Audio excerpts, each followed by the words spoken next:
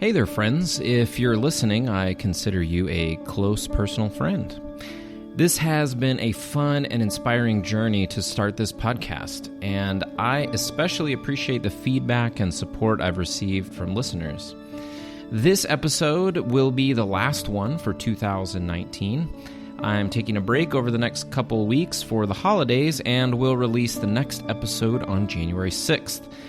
I'm very excited about guests and episodes I have lined up for next year already. There will be episodes about unschooling, how to unfriend people, immigration, hating our enemies, empathy, spiral dynamics, some basics of understanding LGBTQ identities, and a whole episode all about sex.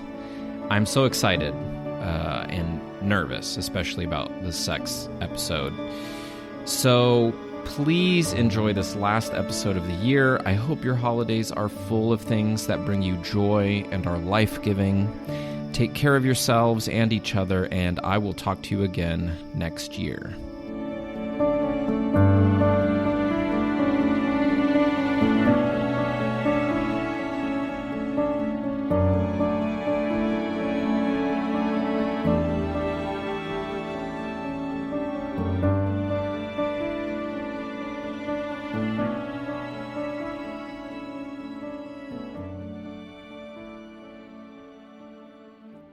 Just a couple notes before this episode. In this episode, we talk about addiction and recovery. We don't dwell a lot on trauma, but we do mention some of the painful things that are often connected to it, such as suicide and sexual assault. They're only briefly mentioned as examples of trauma, but I wanted to let you know that ahead of time in case those things are difficult to hear.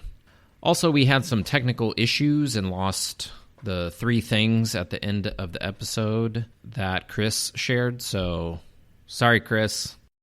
In this episode, I talked to Christina Gibson about normalizing addiction and recovery, sitting with other people's pain, and why I edit my podcast and she doesn't.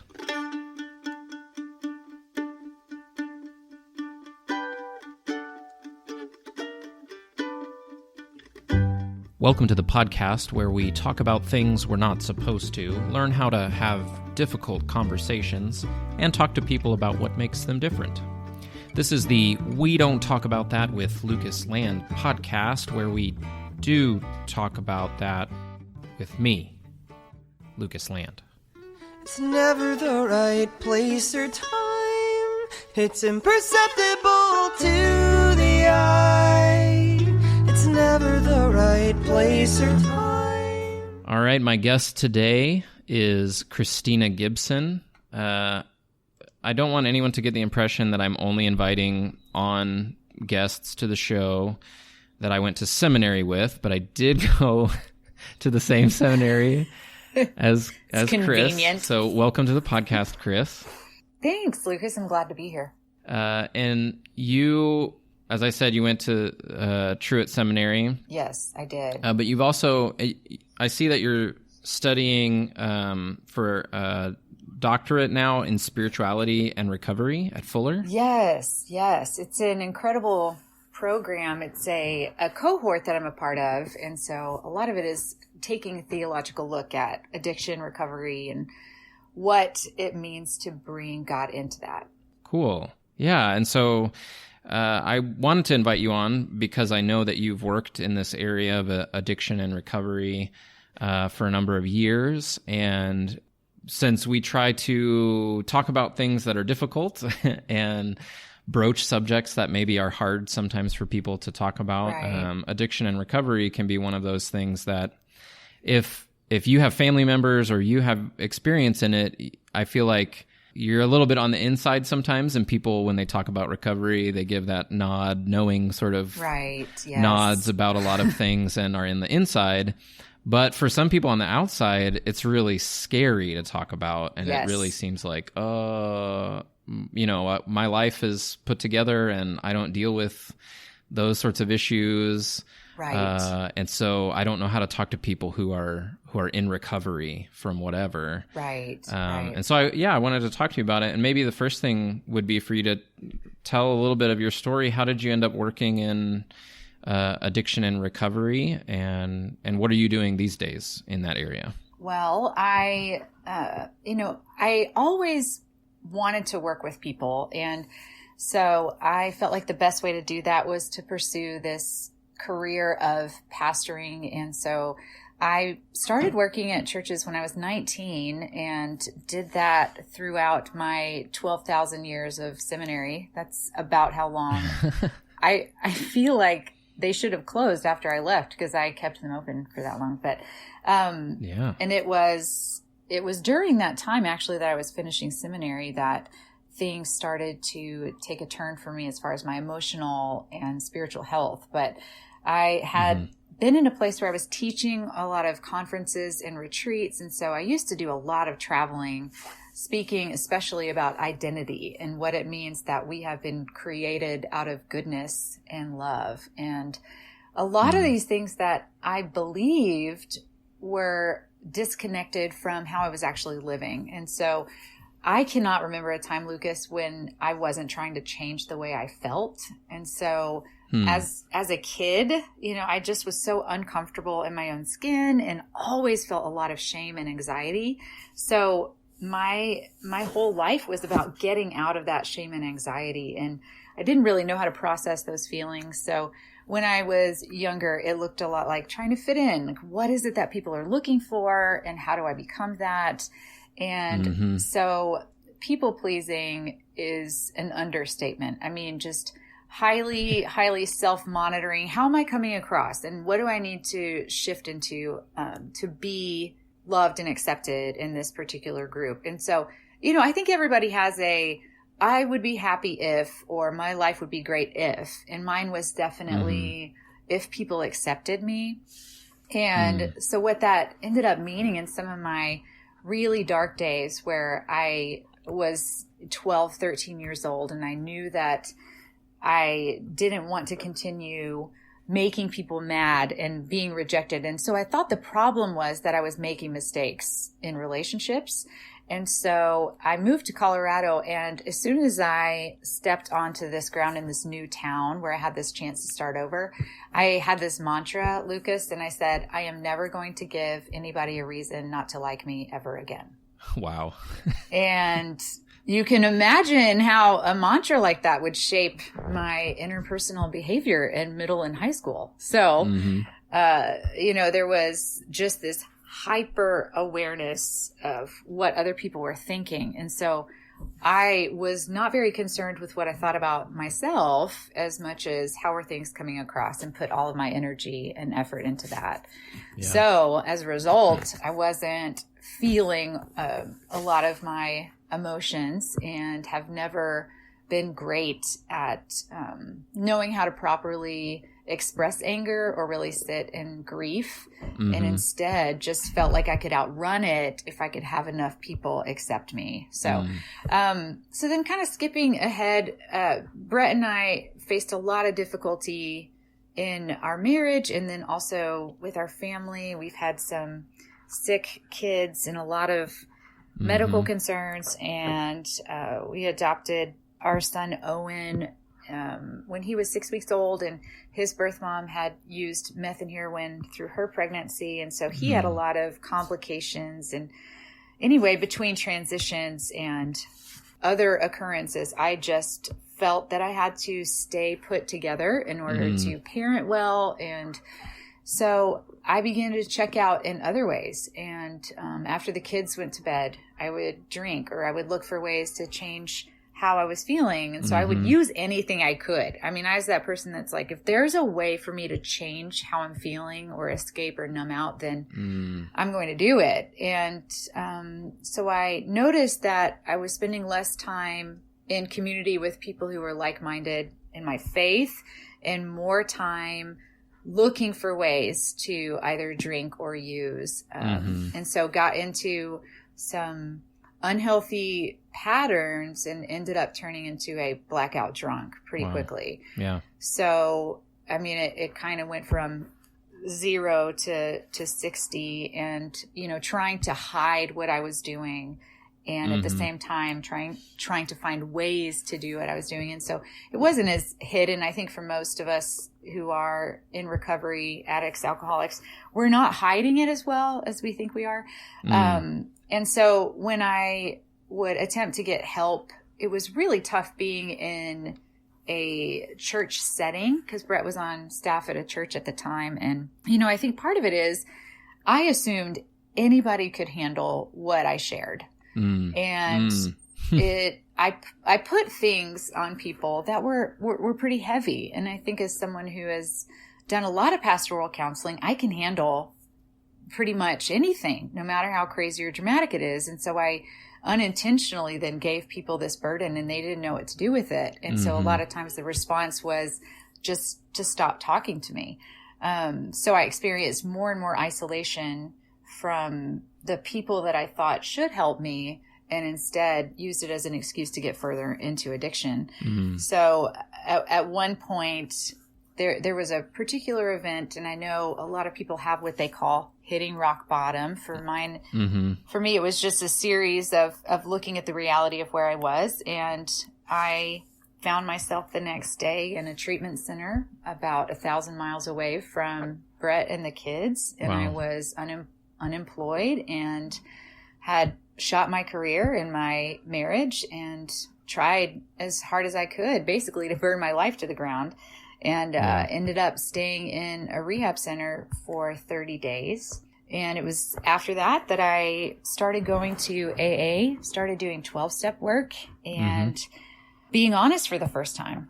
And once I had been in recovery for a while, I connected with Baylor University, where I had served in other positions previously, and they were opening up their on-campus addiction recovery center. And so I became their coordinator for addiction prevention, education, and outreach, and got to work with students and do a lot of education about what is addiction. So I'm really passionate about like the neurobiological implications of addiction. And then through that, got to work with some treatment centers, and have been doing chaplaincy work since then, especially with spiritual trauma, because one of the parts about 12-step work is that we admit we're powerless over alcohol or whatever substance or behavior, and that we come to believe that there is a God of our understanding who can restore us to sanity.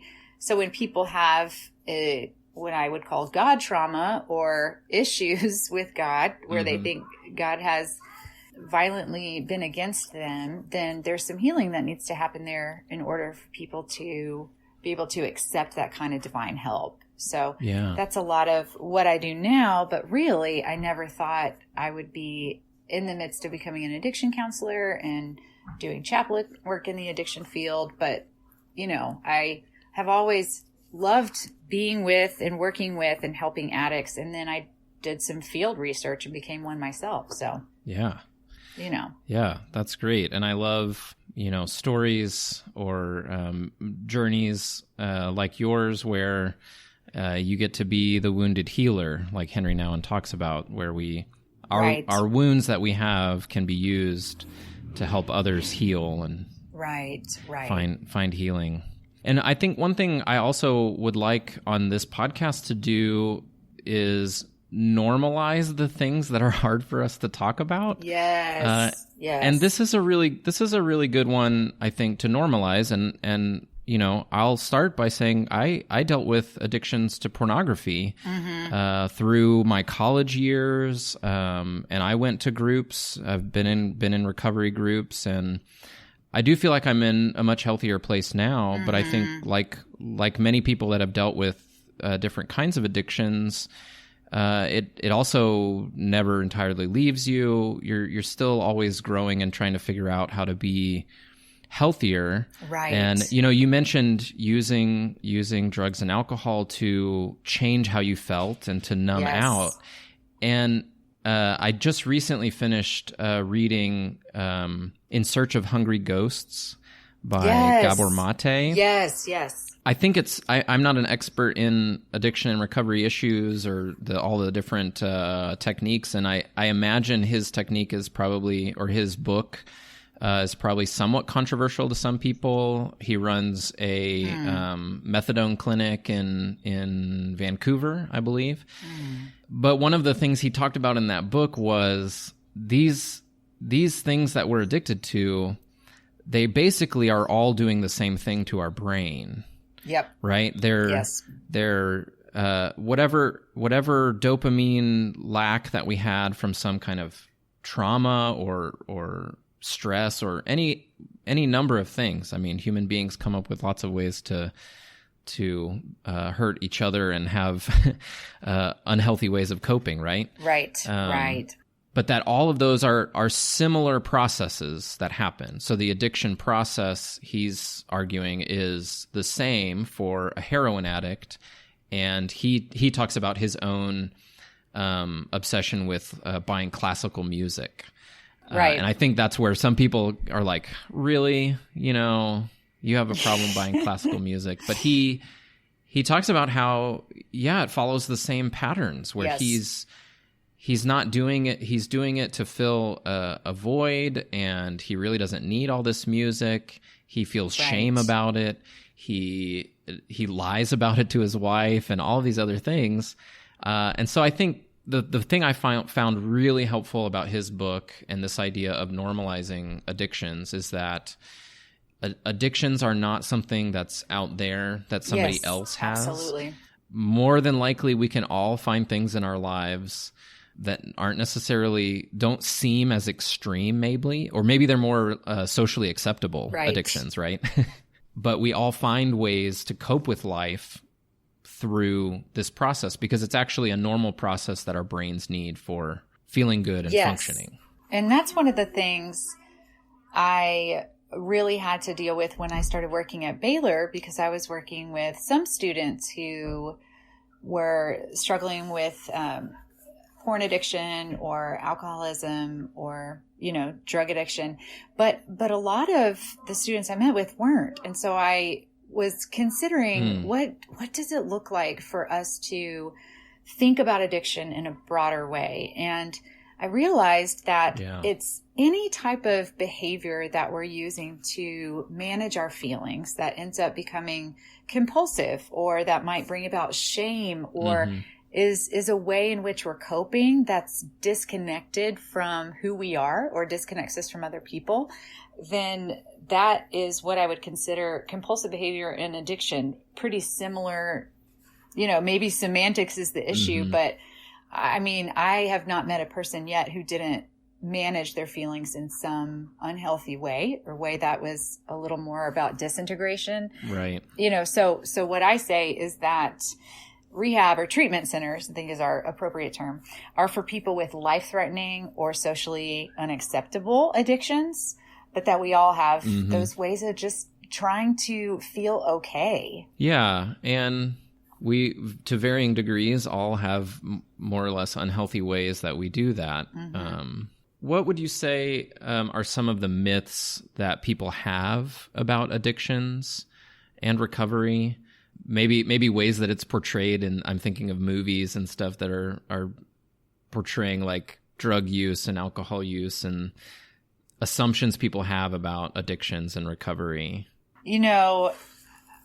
There's definitely a lot of people will picture a homeless person under a bridge. And what you said about that is out there instead of in here is, what keeps us separate and keeps a lot of people away from recovery is they can't connect or relate to the idea of a homeless person under a bridge if they have a job and a family. And so it's harder to face the real struggle because you're comparing yourself to some kind of poster or some, picture in your mind, like a stock photo, when in reality, we are all, like you said, in that vulnerable position for disconnection and then addiction. And so it shows up in every single demographic, in every single socioeconomic status. And I mean, there's no one who's spared. And so when you ask a group of people, like, who has been affected by addiction, most people can raise their hand. And yet if there's still this stigma that it's something so extreme that you have to have 14 DUIs before you can say that you're really an addict or an alcoholic. Or, it's okay if you obsessively watch porn, but it's not if you go over into the prostitute, zone of sex addiction. And so, but the truth is, we're using something to change the way that we feel. And that always has to be looked at. So I think one of the big myths that I hear is that it is a choice. And even though there's been plenty of agreement in the medical and science community that addiction is a disease, it's a disease of the brain. And there's arguments about, is it the pleasure reward system? What's going on here? There is agreement that this is a disease, and especially when it comes to alcohol, there's a physical allergy that's present. But really looking at before then, because before I ever drank, and I told you I've always, people pleasing is me using another person. So using people, I used ministry as a way to feel better. I used to have an addiction, a rage addiction, trying to somehow get all of this that's in me out. And so it's taken so many forms that I finally realized that it is an issue of disconnection and disintegration. So people may be full-blown addicts once the brain gets hijacked by a substance or a behavior, but it starts as a genuine search for connection. Mm-hmm. So what we have then is, Lucas, these legitimate God-given emotional needs. And we have a need for love in the same way that we have a need for food and water. And so I would never criticize you for being hungry. I'm like, wow, real men don't need to eat, but somehow we criticize ourselves for needing belonging and acceptance and love. And so when we deny those needs, they don't go away. They just come out in a pretty twisted way. So I think a lot of addiction is really getting away from our authentic selves who are 100% worthy of love and belonging, and trying to get that love and connection in a way that's not healthy. So healthy needs with unhealthy ways to meet those needs. If people could understand that this is a genuine, or at least started at some point, then it becomes a survival issue for the brain, but that it starts as a desire for connection, then we could all relate more to reaching for something that gives us value and helps us feel definitely.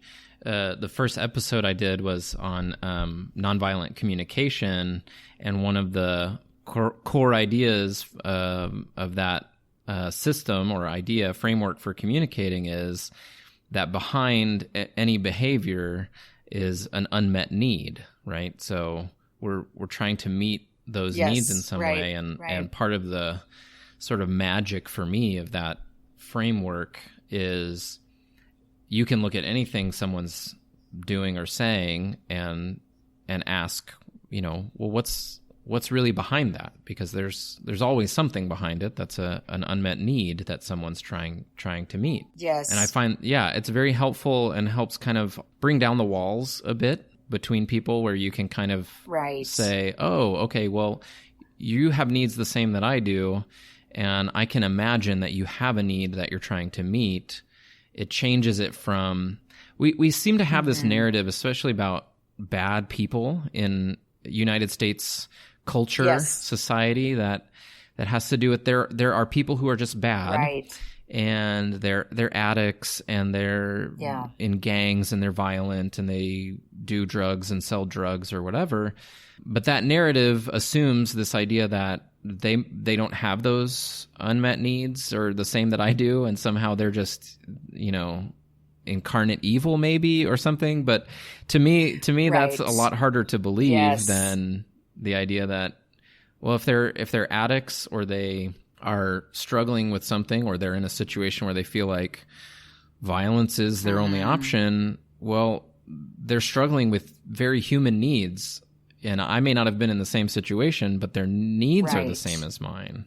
It's almost a lack of imagination in my mind, that we can't think of addicts and other people in terms of human beings almost.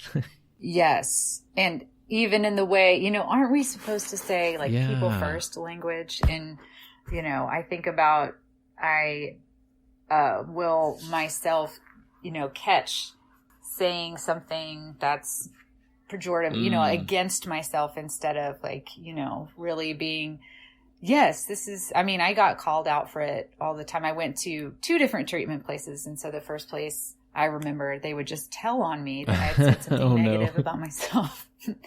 And I would say, I was just being funny. And they're like, you use humor to hide. And I'm like, I hate you. I'm burning this place to the ground when I leave. So it's just this desperate desire to appear okay. And I feel like many people would sacrifice everything, including their real health, to appear okay. We will give everything we have to come across as having it together. So there's so much of the forfeiting of real connection. Yeah, and sometimes that's unfamiliar to some people, real connection. They've been through traumas or, we don't even know what. And I'm thinking of Gabor Mate's book still, all of these stories from his treatment, all of his patients and the stories that they would tell him. And he was like, oh, yeah, well, it makes sense in some ways, right? Like if I know your story, I can see how you got here, and hopefully I can help you in some way, but it's not so mysterious or so other, so just like those people do that, or we do a lot of that, right? A lot of othering. And there is we have to have there's 2 groups of people, or the us and them language. And, Mr. Rogers carried a card in his wallet until the day he died that said, there's no one you can't love once you've heard their story. Oh, and I love Mr. Rogers so much. I know. And so Brett and I, that's been our big message to our kids as they have, interpersonal conflict or issues with whatever is, what do you think that person's story is, Yeah. And so they have to ask the person, what's going on with you at home? And they find out that there's this one kid who was really mean in Elia's class, and she came home and she said, I don't care if he has a story. I don't care. So I asked her, what do you know about him? And she said, well, I noticed that the teacher says she's going to call his grandpa, and it's because he doesn't have a dad. And for her, everything shifted in that moment, and her ability to be compassionate and empathic towards this second grader in her class. And so that's part of the language that we have to shift, is realizing we're all in this together. There's such a refusal to participate in communal pain and celebration that I definitely think affects our unwillingness to look addiction in the face. And so more and more people are drowning because we want to be very different and other and not get too close as if we're going to catch it, Yeah. No, I was really struck by the way you said that there's this unwillingness to participate in communal pain. And I really, I felt like that just hit me. There's something about that there's maybe a couple of layers to that we could unpack. Like we don't build a lot of community very deeply, for one thing. Right. So and you and I both come from Christian traditions and grew up and been in churches a lot, and so we probably both have lots of stories about churches running away from the pain of the people that sit in those pews, right? And those people that had their own issues and stuff going on, and it would come out, I'm sure, in lots of different ways. But we run away from that. Like we ghost people because we're scared of, like, I can't handle that person's stuff, or I don't want to get dragged into it, or I don't want to get dragged down by it, right? We're scared. And maybe part of it is a fear of our own stuff becoming unmasked, right? Like if we listen to other people and we're vulnerable and hear them, like, aren't we going to also have to share? Like, yes. And that's that communal pain, right? We don't participate in communal pain because it's too scary. It's not just because absolutely we're afraid of the other person, but what it represents for us. Yes. And just not wanting to get our hands dirty. Mm-hmm. And so it's very clear that we think we are not in need, basically. Yeah. So, there's kind of this drive in our culture for rugged individualism instead of, which goes completely against the fact that we are a social species. I mean, how do you get around the fact that we were created for connection? And they're literally, I'm doing this mindfulness work based on neuroscience. There are parts of our brain that don't wake up unless connection is happening. And so that connection would be this piece that actually opens up our mind and allows us to do more and be more productive and engage different parts of the self in the brain. I mean, and yet our whole goal is not to need anything from anyone else. And, I mean, as a 7 on the Enneagram, I'm just going to say it. I don't want to look at the news, and I don't want to look at things that make me sad. It's horrible. I don't want to think about some of the atrocities that have happened because my heart hurts so much, and I hate that feeling, and I fear being trapped in pain. And yet I also don't know then how I can love, because if I just say I want to participate in communal celebration, but not communal pain, then I don't know how I can be a part of peace and bringing about real change in the world. So I think it was Henry Nouwen who said something about when he prays, he has the Bible in one hand and the newspaper in the other. So there has to be this connection to what's happening around the world. So anyway, I mean, pain's the worst, but. Right. I mean, and so much of, what we're talking about, these addictions and coping behaviors are in many ways all different ways to avoid pain or to deal with pain. And so if we hope in some way to find ways to meet those needs in healthier ways, then you have to go through the pain. You have to deal with it and talk about it, not just keep finding these ways to avoid it. And you know what's, yes. Oh my gosh. Yes. So there's this, I cannot remember, British journalist Johan. He has a TED Talk. You think I would have this in mind, but it just came up. Basically suggesting that the opposite of addiction is not sobriety, but connection. Ooh, yeah. And it's like a 15-minute talk, but it took root in me, and I began to. So I developed a curriculum basically talking about connection, how we are disconnected from ourselves, we're disconnected from others, and we're disconnected from God or the divine, and how the whole way that we pursue sobriety is through that reintegration or connection. And I think the disconnection from ourselves is that we don't identify or feel the feelings. We don't process the things that happen in our lives. And the problem is those don't go away. Ignoring emotional needs doesn't make the needs go away. Ignoring emotions doesn't make them go away. And I think I had an idea that people used and drank and acted out so that they could not feel. And then I noticed one night when I had been drinking and Lucas, you know a little bit about Elia, our oldest, who has a life-threatening genetic disorder. And so some of those times when it wasn't clear if she was going to make it through the night, and she's asking me if she's going to live to be a mommy when she's 4 years old. And at the time I have to be completely on my mom game. And then I would drink. When I would drink, I would cry. But when I wasn't drinking, I didn't get to connect with that sadness and that grief. And so some people drink and use to feel, and others drink and use not to feel.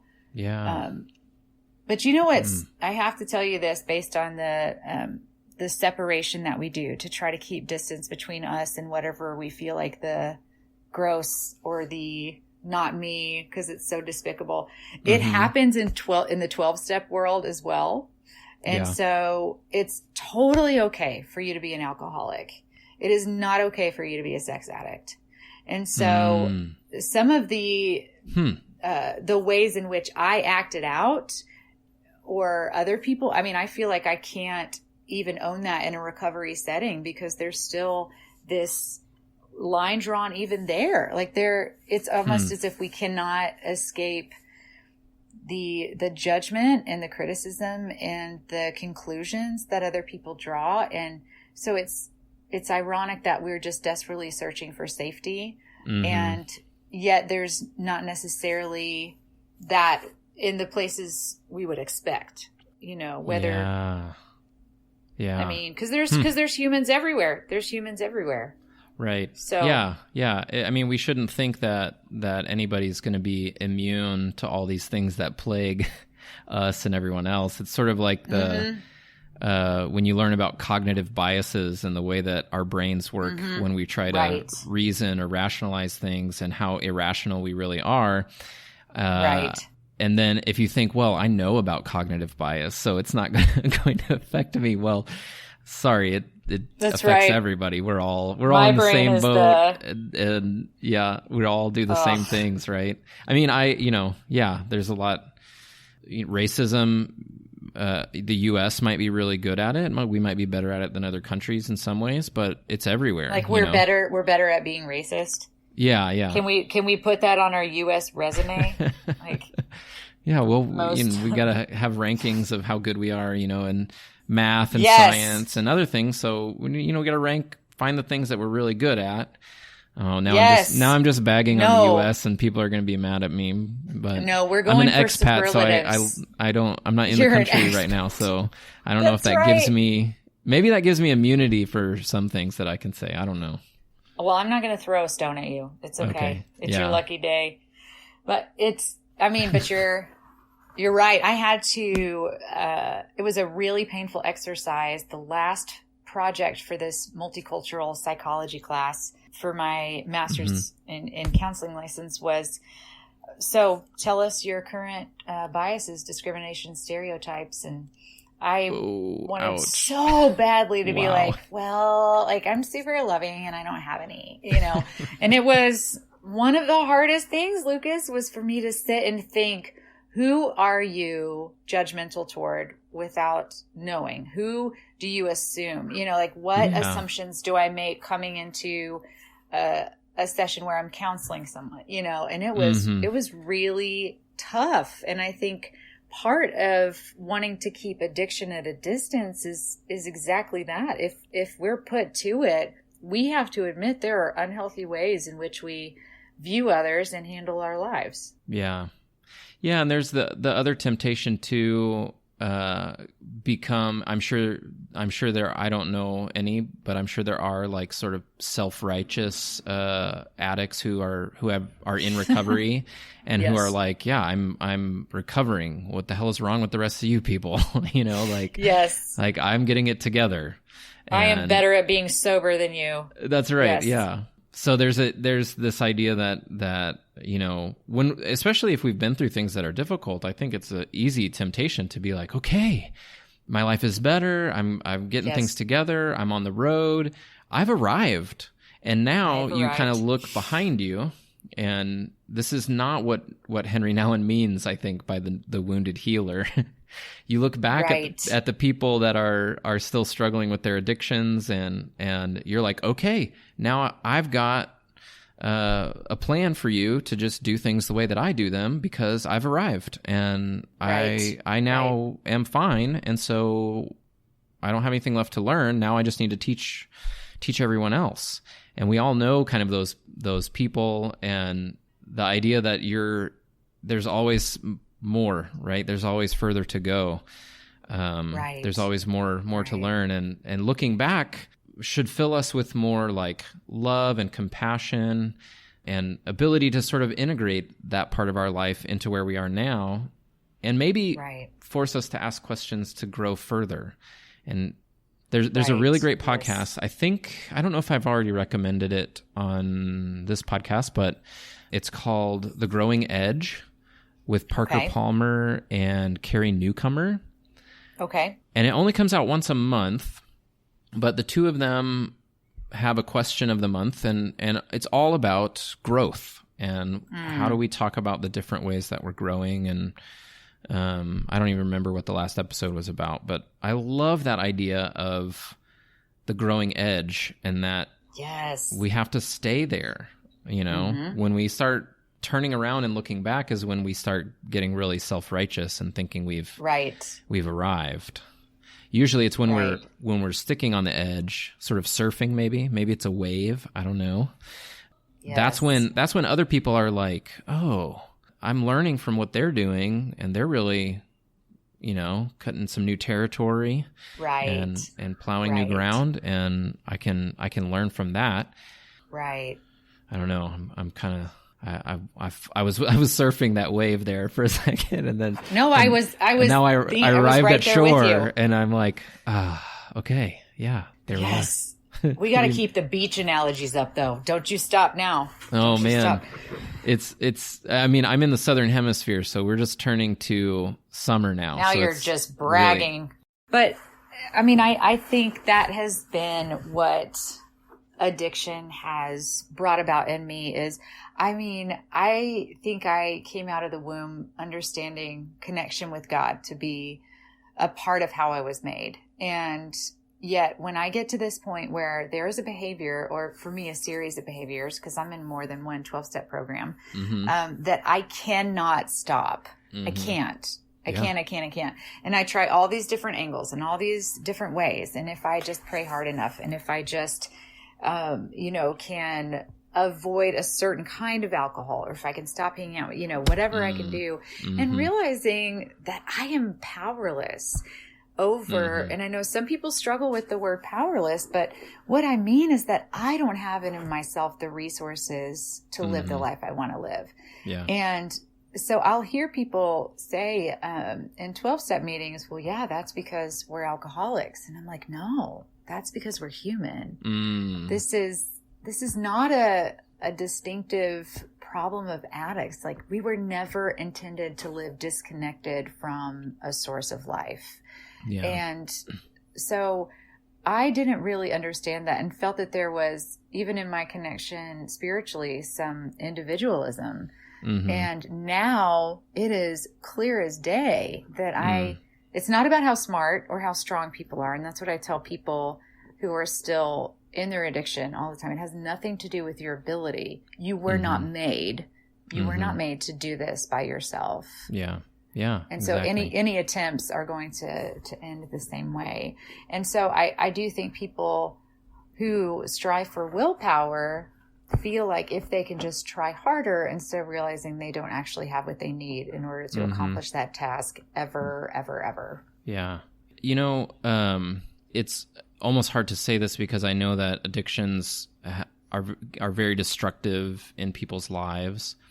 But what you're saying, and what I would agree in my life, is that it has been a gift in a lot of ways, because I've had to do things and work on things in my life, and in myself, that I would not have done otherwise, right? If I hadn't had to, if I hadn't felt in some way sort of forced to say, like, okay, I can't do this, I need help, right?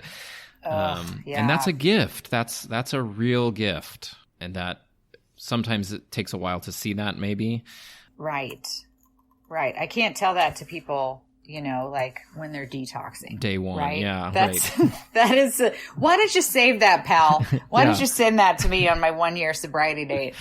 But welcome I think to rehab. What a gift! I feel like you would probably get lucky. Punched a lot if you said that. There would be some serious throat punching if someone had said to me, "You are so lucky that you're here. It's so amazing that you tried to destroy your life." Yeah, right. But I think but it is true. Looking back, like, you can see, like, oh, I needed to be brought to my own end in some ways, right? I needed. Yes. maybe there are a lot of ways that are less destructive that people could go about doing that in their lives. And please, everyone, by all means, try not to do the most destructive. Don't let us stop you. Yeah. Yes. Yes. Yeah. No, it's, I hear people say that a certain situation, whether it's loss or, sickness, addiction, I am so desperate for God right now. And my response is, you always have been. And so what I think loss or addiction or trauma, they reveal a desperation that has always been there. And so what I will say when I'm in meetings is that we're lucky enough to know it. We're lucky enough to know that we can't do this on our own. I mean, so there is a real gift, I'm careful with that language. Right. Yeah. Because then people spin out to everything happens for a reason, and I get all fired up about gosh, that makes my skin crawl. But sorry to any listeners. I just, Yeah, there's another excellent podcast that I think I sent you a link to it, called Everything Happens. Yes. And the cover art for the podcast says everything happens for a reason, and then it has for a reason scratched out. Yes. Yes. And it's a professor from Duke who was diagnosed with stage 4 cancer, or I think it's a kind of cancer that she's not sure how long she gets to live with. It's sort of like just part of her life now, and maybe thought she would be terminal quicker, or I don't know how to say that. And so then now she's kind of like processing all of that with some amazing people on that podcast. I highly recommend it. Because I imagine people dealing with addictions and recovery have similar questions, like, why me? Why did this happen to me? Why am I struggling with this? Why did I have the things that made me need to cope this way? Or, so many different reasons that make you ask that. Yes. And sometimes those trite answers, well, God had a reason, and it just was so that you could know him better. Well, right.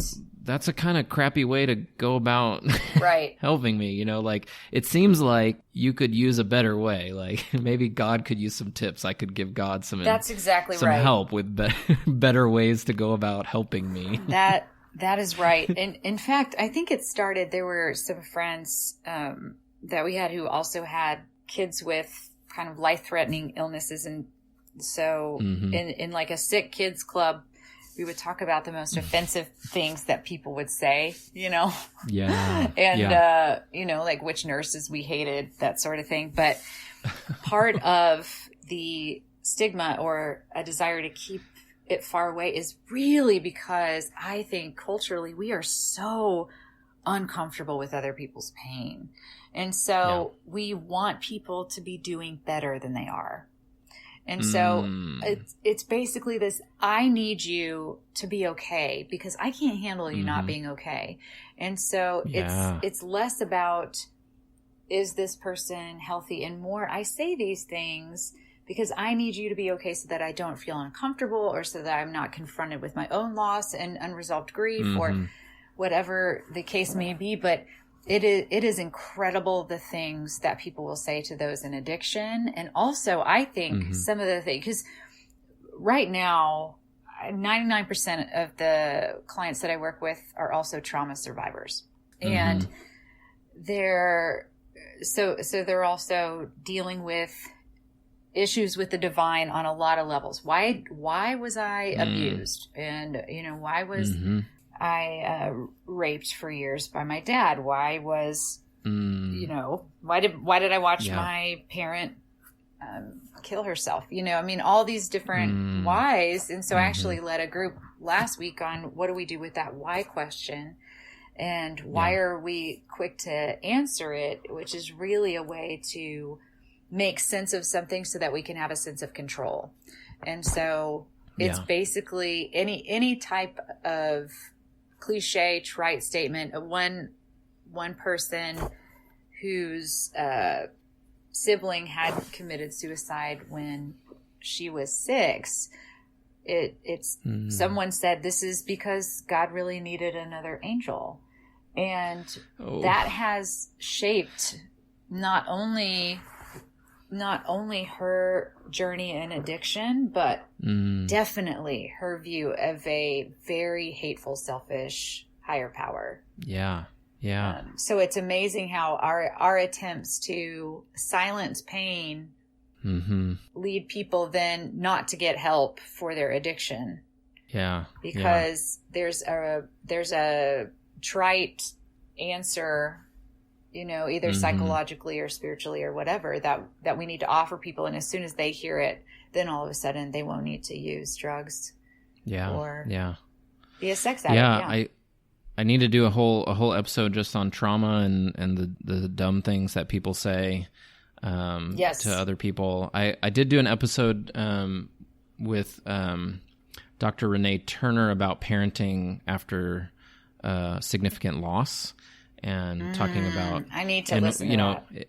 It was hard just to talk about kids, because so much of the stuff that has to do with how we help our kids deal with it is really how we need help dealing with grief and loss and those kinds of things. And so, it was a lot of what things you need to think about, what not to say, or ways to be thoughtful about it, or to enter into again, we're back to entering into someone else's pain, which we've talked a lot about, this idea that we all have addictions in different ways, and we're all coping with our own, whatever our baggage is. And in healthier and unhealthier ways, and destructive and less destructive ways, maybe. But I totally lost my train of thought. Talk about how. See, this is why I edit my podcast. How if you have someone you want to help in addiction, what you do, or. Oh yeah, maybe I was going to say something about that. I don't remember. That's okay. I don't know. That's okay. Oh. Y'all, Christina has a podcast that she does in one take. I just want everybody out there to... It's because I don't know how to edit. That's fine. That's fine. That's great, though. But it's great. It's a great podcast. Speaking of which, it's probably a good time to start wrapping up and sharing 3 things that I like to share at the end of the episode are something that we learned or that we're reminded of, something we could do or an action step that we can recommend for people, and something we want to share, a resource that we want to recommend to people. And I will go first. Okay. So you have time to think, which sometimes I haven't thought yet either, but I fake it till I make it. Proud of you. Something that I learned that I really struck me, and I kind of stopped because I needed to sort of process it, was this phrase that you used about participating in communal pain. And I think I'm going to be sitting with that phrase for a while. That's it's a really intense phrase, but it holds a lot to it of what makes things difficult for us in life and in trying to deal with our own stuff. Earlier I was thinking, you and I both have 3 kids and lives and jobs and everything, and we can all barely sort of juggle what we have. How are we supposed to deal with other people's pain? Yes. And so this idea of being able to share that together actually makes us stronger, and it doesn't take away from that life that we have to try and figure out how to live. It actually gives us more, strengthens us, and provides resources. And it's just hard for us to imagine that. And so that phrase, we participate in communal pain, I'm going to be kicking around for a while. That's great. And that was brought up in me by, I think it's Brene Brown's Braving the Wilderness, where that's also a great, since I'm not supposed to share my resource now, I will. But there's conversation in there that she started, and she may use different language, but really a good look at dehumanization, and then also, being a part of celebration and pain. And so that might be one you check out. Yeah. I love that. And I'll share links to everything in the show notes, and people can find that at the website for the podcast. Anything that we mentioned. I did find the TED Talk. It's by a guy named Johan Hari. Hari, I knew it. Sorry, Johan. Sorry, pal.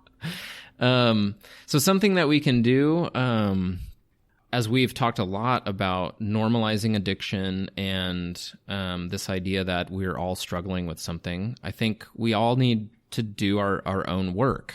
Yeah. And that's not... Sometimes I think I get frustrated a little bit with the kind of new agey, I don't want to throw specific people under the bus, but like Elizabeth Gilbert maybe. Sometimes she kind of rubs me the wrong way, even though people love her, because it's very self-helpy and it's all very like, feels very selfish and self-focused. But we all have inner work to do. We all have work Right. on ourselves to do, and you can't get by not doing that work. So find a way Right. to do that work. If there's a resource like Braving the Wilderness by Brene Brown, or In Search of Hungry Ghosts that I mentioned, those are resources, books you could read. Get a counselor. Therapy is great. Therapy is normal. If you don't like the first therapist you try, find someone else. Don't give up. That's like right. There's lots of help out there. There's recovery groups for lots of different things, all kinds of, if you struggle with like an addictive behavior that is out of control and you don't know how to manage, I bet there's a recovery group for that. So Google it and find somebody to walk with and help you figure out what Right. to do.